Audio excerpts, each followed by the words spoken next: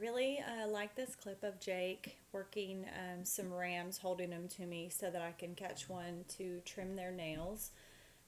He exhibited a lot of good stuff here, so I thought it would be a good one to do a voiceover on.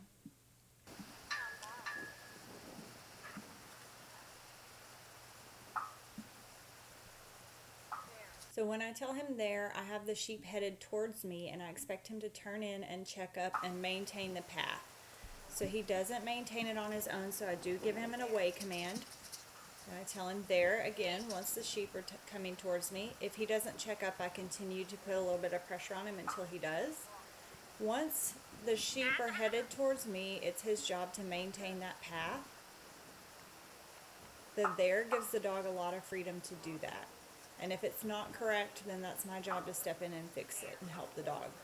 So right there, I've told him he needs to focus on that one ram and get it headed towards me. The other ones are with me. This is just a lot of pressure for him. So what he does is he tries to work the whole group. So I put a little pressure on him and put it back on the one ram. When it turns in, I tell him there. And then if he doesn't start to control them on his own, I do give him a come by.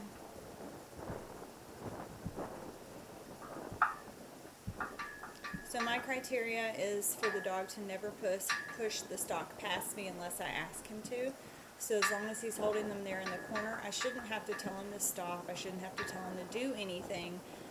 If the sheep are at me and they are under control, then he should read that and he should back off. So right there, he reads that and he covers it.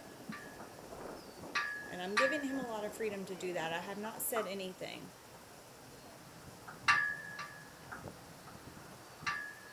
So I'm letting him think about it and he covers.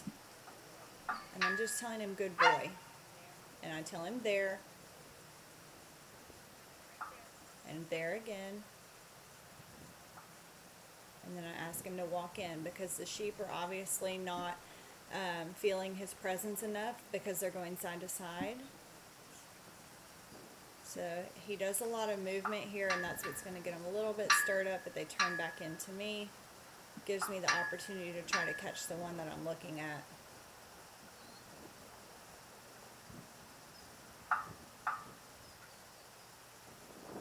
Try not to make any real sudden movements because he is a pretty started dog.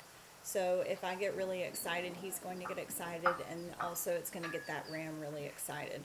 And once I get this halter on him, I don't want him to like jump and take off because he is pretty heavy.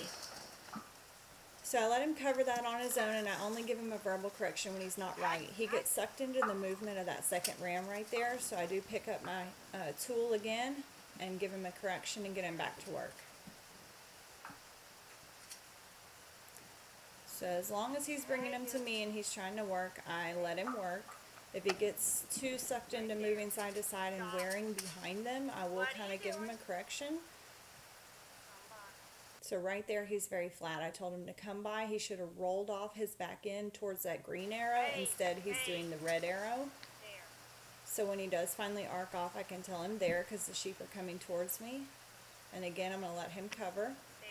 So there is not a stop. It just means whatever line the sheep are on, maintain that and keep them coming in that direction until they can't go anymore. So if he goes side to side and he doesn't need to, that's what I'm giving those little corrections for.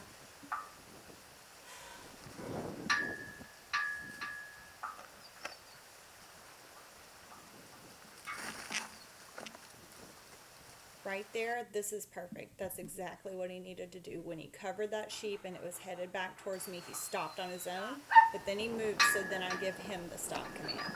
Because he needs to learn 100% back off when the stock are doing what you want. And he did that first of all, but then whenever he made the decision to start moving forward, he was going to be pushing on the stock, so then I manually stopped him with a verbal.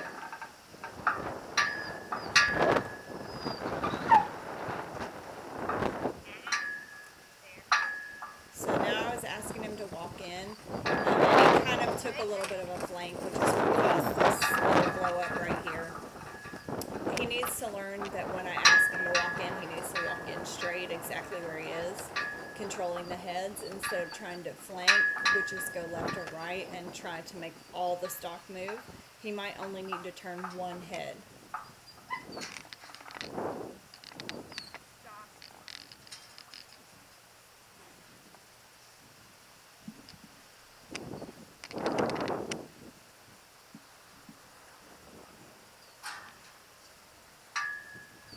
Finally get my ram haltered. I'm going to just kind of tie him to the fence there. And then I'm going to come in and I'm going to pick up my foot trimmers. And then I'm going to get Jake out. So I'm telling him out. And then down him. Because I don't need him to do anything at this point except for hold those other two sheep close to the ram that I have tied so that he's comfortable. Really nice job for this young dog.